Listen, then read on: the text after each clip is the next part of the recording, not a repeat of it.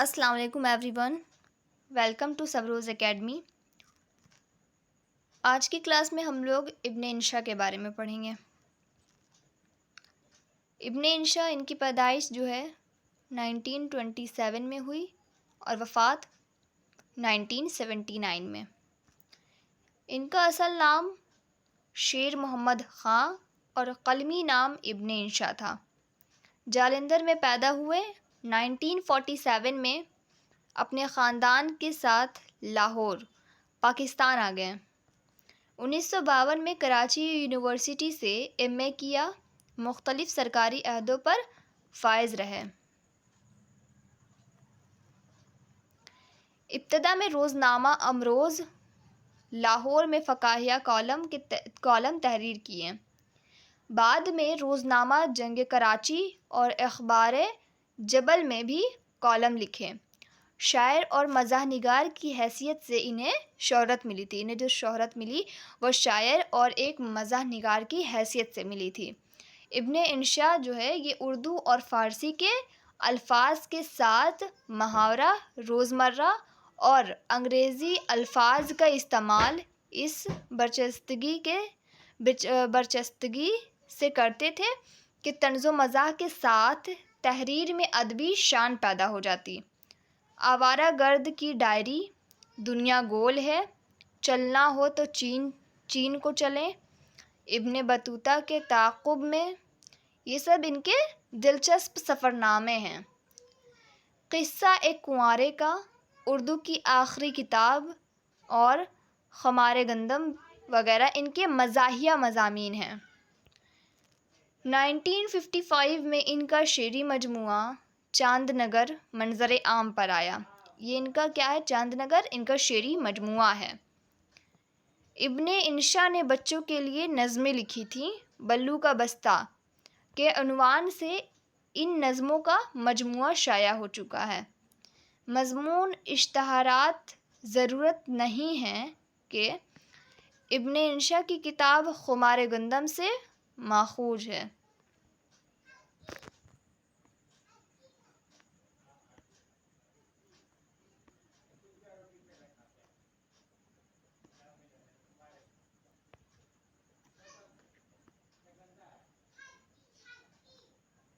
اب screen shot پہلے لے کر پڑھ لیں، پھر سوال و جواب اور الفاظ معنی کی طرف بڑھیں۔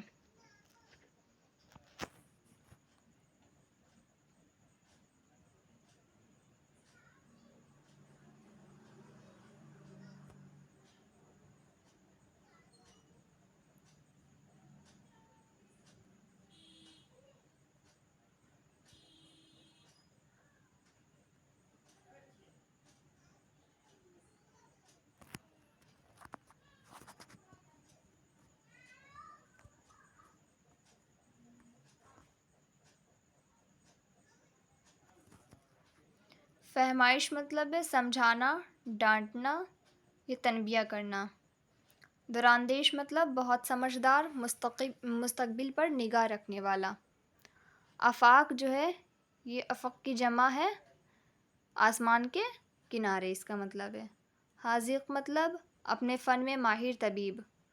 غسال مطلب میت کو غسل دینے والا۔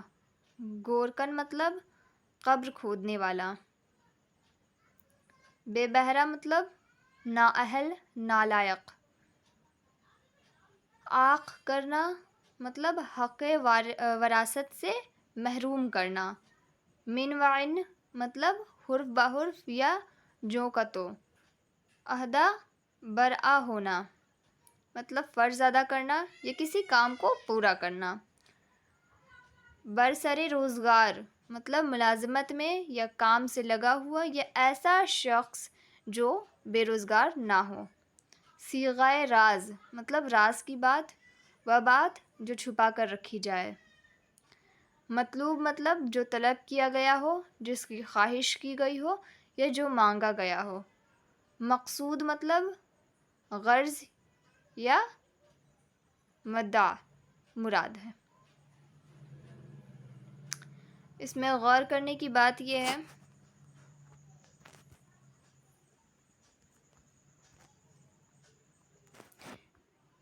یہ مضمون مزاح نگاری کا ایک نمونہ ہے۔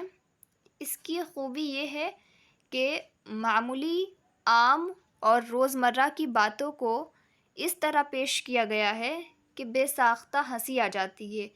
یہ ہنسی قہقہے کی شکل میں نہیں بلکہ شگفتگی اور مسکراہٹ تک محدود رہتی ہے۔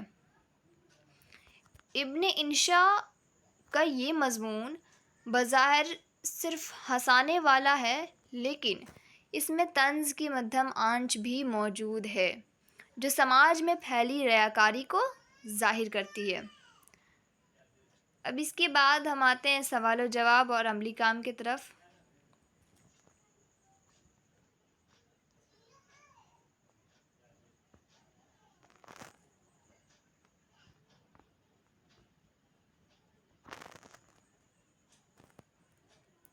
نوکر، پہلا سوال ہے، نوکر آقا کے علاج کے لیے حکیم صاحب کے ساتھ اور کن لوگوں کو لایا؟ جواب ہے، نوکر حکیم کے ساتھ تین اور لوگوں کو بلا لایا۔ ایک کفن سینے والا درزی، دوسرا صاحب غسال مطلب جو غسل دیتے ہیں میت کو وہ، اور تیسرا گورکن مطلب قبر کھودنے والا۔ ان تینوں کو حکیم کے ساتھ بلا لایا تھا نوکر جو ہے۔ اخبارات میں اشتہارات کیوں چھپوائے جاتے ہیں؟ اشتہارات کا مطلب ہوا ایڈورٹائزمنٹ۔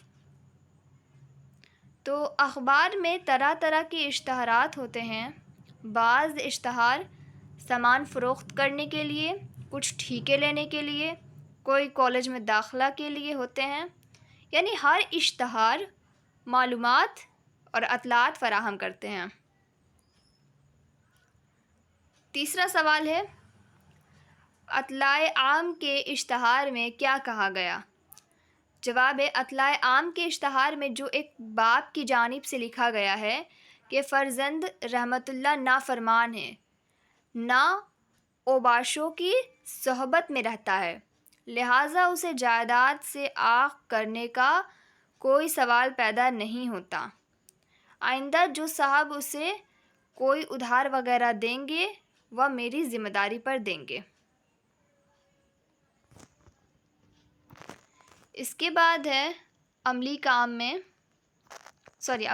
نہیں ہے، چوتھا سوال ہے، مضمون نگار کالج میں داخلہ کیوں نہیں لینا چاہتے تھے؟ جواب ہے، چونکہ مضمون نگار نے بہت پہلے ایم اے کر لیا تھا، اس لیے وہ کالج میں داخلہ لینا نہیں چاہتے تھے۔ اس کے بعد ہے عملی کام، اردو کے 5 مشہور طنز و مزاح نگاروں کے نام لکھیے۔ جواب ہے، مرزا فرت اللہ بیگ، پطرس بخاری، شفیق الرحمن، خواجہ حسن نظامی اور رشید احمد صدیقی۔ آج کی کلاس میں اتنا ہی، ملتے ہیں نیکسٹ ویڈیو میں۔ امید ہے کہ آپ لوگوں کے لیے یہ بہت ہی ہیلپ فل ہو اور آپ کو پسند آیا ہو۔ اللہ حافظ۔